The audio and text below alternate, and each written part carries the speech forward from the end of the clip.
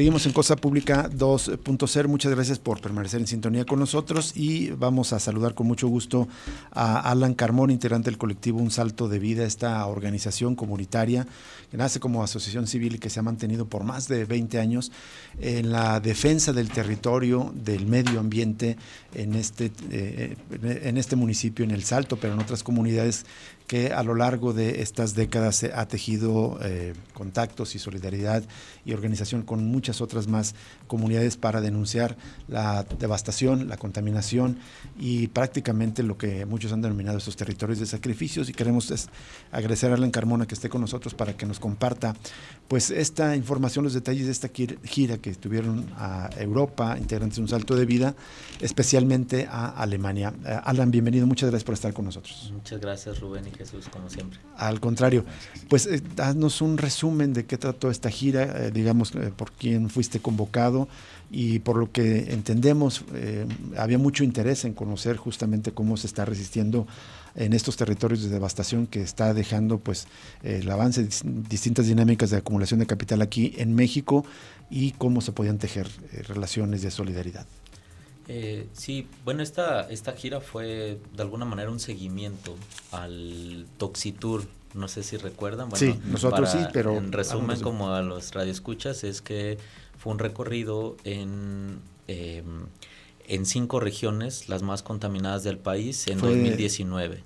Fue en diciembre de 2019. Antes de pandemia, sí. Estuvo conformada por esta caravana por parlamentarios europeos de Estados Unidos, organizaciones, colectivos, comunidades indígenas de Sudamérica, de Europa, de Estados Unidos, y se hizo este recorrido para justamente, como comentabas, reconocer estas zonas que pues no en todos lados le llaman de esa manera como territorios o zonas de sacrificio, pero sí somos comunidades que venimos de este proceso de la Asamblea Nacional de Afectados Ambientales, sí, y que de alguna manera lo que coincidíamos en estas 5 regiones era la condición extraordinaria de procesos de despojo, contaminantes y toxicidad que tienen una afectación directa en la población.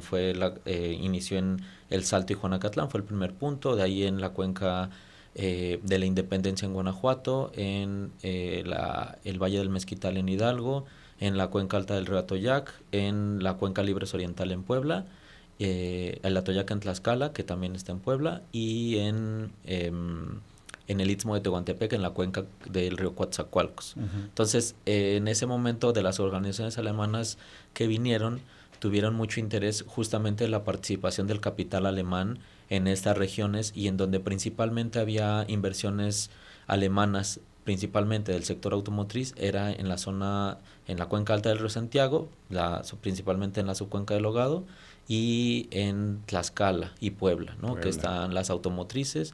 Entonces parte de esta gira es en seguimiento a ese Toxitour. Luego tuvimos una gira virtual justo en la pandemia, que se pretendía que fuera presencial, entonces se retoma en esta ocasión con ese interés de conocer de viva voz los casos y de difundir, pero pues nuestro objetivo principal fue el poder seguir fortaleciendo estas redes de pues no solo solidaridad, sino de colaboración y trabajo entre colectivos y organizaciones. Entonces, de alguna manera es como regresar la visita ahora ustedes. Exacto. Allá, pero fueron también de estas otras, digamos, lugares. Solo de Tlaxcala, digamos, Tlaxcala como que las dos regiones con principal fueron para allá. Presencia de estos capitales. ¿Quiénes los escucharon y, digamos, a qué empresas de alguna manera alemanas se denunció? Asumo que Volkswagen, pero no sé qué otras. Digamos, quien nos recibe allá como coalición es una coordinación alemana por los derechos humanos en México. Y está constituida pues por organizaciones que tienen presencia en toda Alemania, y cada una de ellas organizó una reunión muy específica con, digamos, en cada ciudad, ¿no? Visitamos 10 ciudades, hubo 6 presentaciones públicas, hubo otras reuniones de incidencia también con el Estado alemán para justamente decir, bueno, ustedes también tienen responsabilidad de la regulación de estas industrias. Y fueron colectivos de muchos perfiles, ¿no? Hubo organizaciones más que trabajan temas de investigación, otros colectivos de base, colectivos anarquistas, centros sociales, estudiantes, hubo charlas en universidades, en fin, fue bastante diverso las visitas y el público, y quien facilitó este proceso fue la Oficina Ecuménica, que es conocida como la OCUBURO, la Oficina Ecuménica para la Paz. La parte, digamos, de solidaridad de la Iglesia Católica Alemana. Sí, aunque tiene un perfil como un poco... ecuménica, sí. Más bien distintas regiones. Viene de ahí, pero esta organización viene de todo el trabajo de vinculación de brigadas de Alemania que iban a las guerrillas centroamericanas en los años 80 y 90. Muy interesante. ¿Y qué tanta atención, qué es lo que preguntaban, digamos, estos conjuntos, podemos decir, de la izquierda social y de base de Alemania, quienes asistieron a estos encuentros, qué es lo que preguntaban, por qué se interesaban?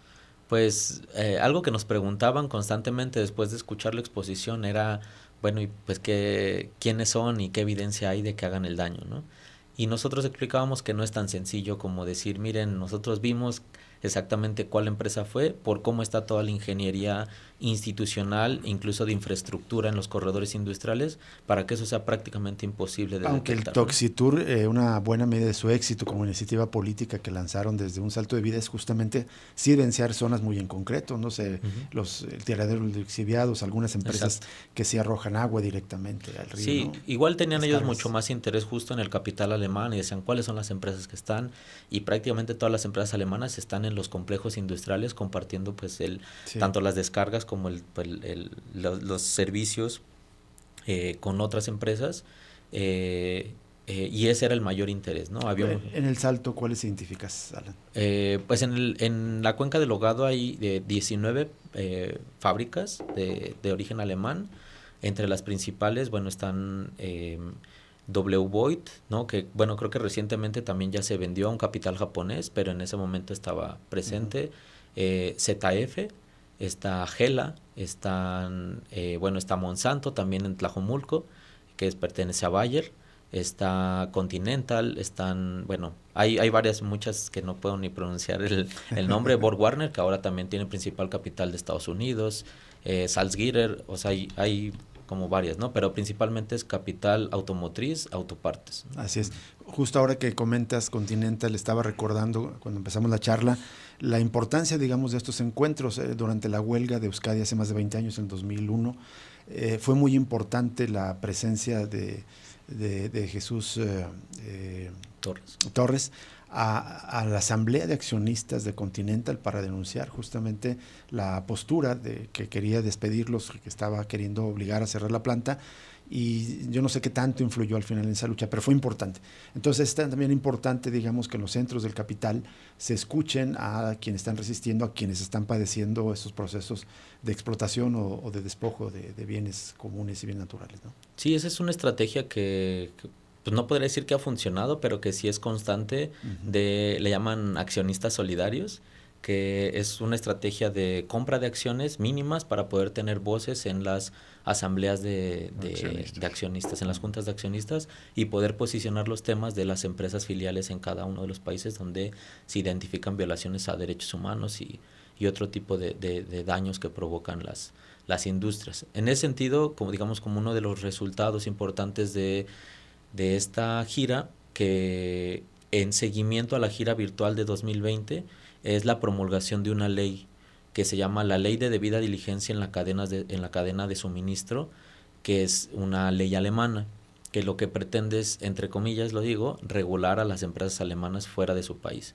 Y no solamente a las empresas alemanas, sino sus proveedoras, ¿no? Porque muchas veces nosotros vemos aquí que las transnacionales tienen procesos más reducidos, más cortos, digamos, como de ensamblaje, ¿no? Y más regulados aparentemente. Entre comillas, y muchos de los procesos más contaminantes se los derivan a sus proveedores, ¿no? En ese caso, esta ley se supone que lo que debería hacer, o a donde pretende llegar, es a regular toda la cadena, desde la extracción de los minerales y el procesamiento de las distintas partes, ¿no? En el caso de la industria automotriz hablamos que pueden tener entre 2 y 6 mil proveedores cada, digamos, un solo auto, ¿no?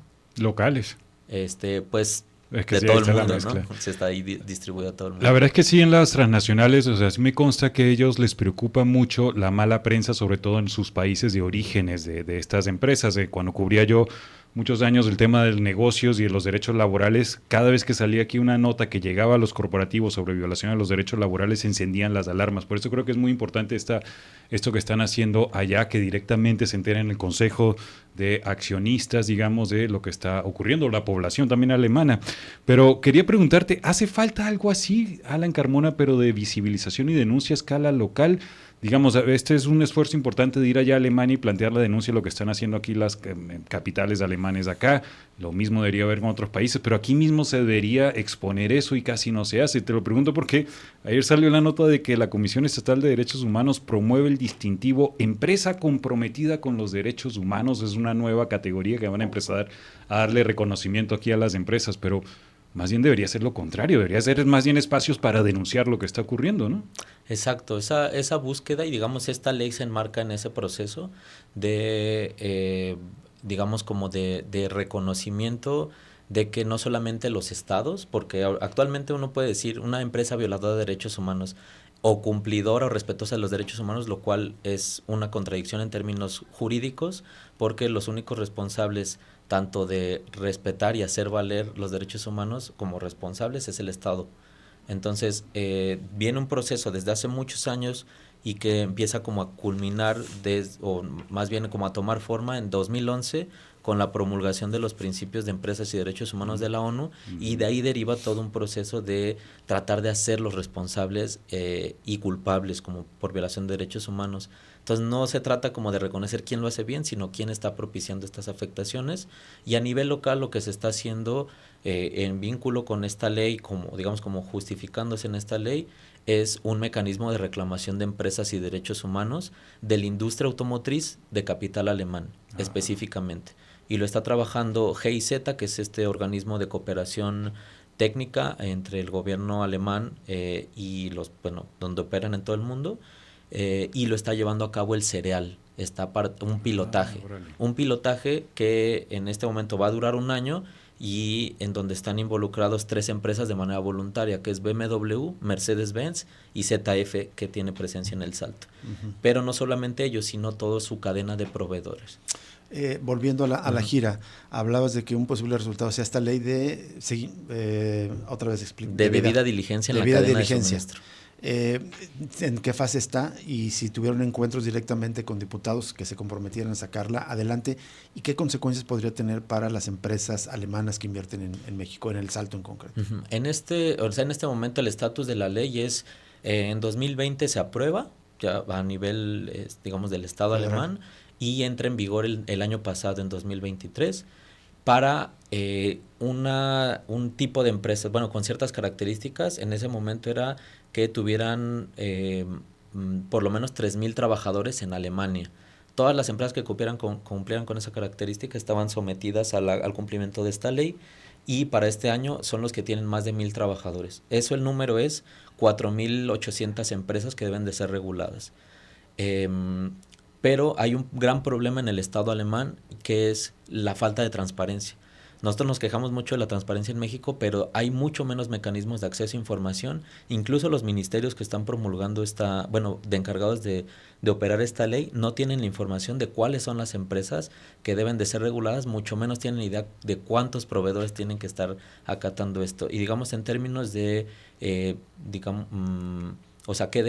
cómo pueden ser afectados estos capitales, es que si no hay un cumplimiento de derechos humanos, sobre todo en temas laborales y ambientales, podrían llegar a tener una sanción de hasta el 10% de sus ganancias a nivel global, lo cual es muy alto. Claro. Pero para llegar a ese proceso, la verdad es que es muy complicado, porque esta ley en este momento pues es prácticamente de carácter voluntario su cumplimiento, ¿no? Y de aquí a 2027 tiene que haber una reforma prevista, porque se aprobó este año, hace un par de meses, una directiva marco de la Unión Europea para que ya no solamente Alemania y Francia, que son los únicos que tienen esta ley, sino todos los países miembros de la Unión Europea cuenten con esta ley para regular a sus capitales fuera de México. Pero es importante decir que nuestra búsqueda no es la regulación, ¿no?, sino es el tratar de desmantelar el poder corporativo de las empresas. Exacto. Bueno, y además de ese, digamos, campo legislativo que hay allá, en la visita también, ¿cómo la sientes en cuanto al contacto con los colectivos? Más allá de esto de arriba, de diputados y todo, más bien de abajo, colectivos y comunidades defensoras también del medio ambiente y de la vida allá en Europa. Mayor vínculo, digamos, a partir de ahora, aunque ya hay un vínculo fuerte, me parece, entre las actividades de esta gira, otras también. Incluso podríamos enmarcar la gira a Europa de los zapatistas hace algunos años, ¿no? Sí, pues yo creo que el contacto fue, o sea, bastante cálido con los colectivos, con las organizaciones de un poco más grandes, pues es más, pues un poco más frío el contacto, muy pragmático, pero sobre todo con los colectivos, que es con los que mayor interés de interacción teníamos nosotros, pues fue bastante cálido y con mucho interés incluso de conocer y dar seguimiento. En este momento nosotros ya tenemos planteado de qué manera vamos a hacerlo, y una de ellas es tratar de conseguir esta información de cómo están generando esta afectación aquí y que ellos puedan tener más datos allá. ¿Y está prevista, digamos, una continuación de esta Toxitour probablemente o no? Sí, de alguna manera pues se quedó como eso pues en idea, pero pues sobre todo hay que avanzar en el trabajo de hacer un diagnóstico mucho más amplio de lo que representa el capital europeo, alemán, pero también de muchos otros lados, porque este tipo de reunión también la tuve en Barcelona, porque ahí también se intenta promulgar una ley del mismo tipo, con un centro de investigación de empresas y derechos humanos. Entonces, bueno, este contacto posiblemente pues en algún momento, si volvemos o ellos vienen, pues sea para presentar este diagnóstico o estas quejas, incluso a ver qué tal está funcionando este mecanismo y esta ley, ¿no? Para ver si funciona de alguna manera o definitivamente pues va por otro lado. Muy bien, Alan Carmona, muchísimas gracias por compartirnos toda esta información aquí en la cabina de Radio Universidad de Guadalajara, y pues vamos a estar al pendiente de lo que siga. Muchas gracias por estar con nosotros. Muchas gracias. Vamos a una pausa y regresamos para cerrar Cosa Pública 2.0 en esta tarde de este martes 10 de septiembre.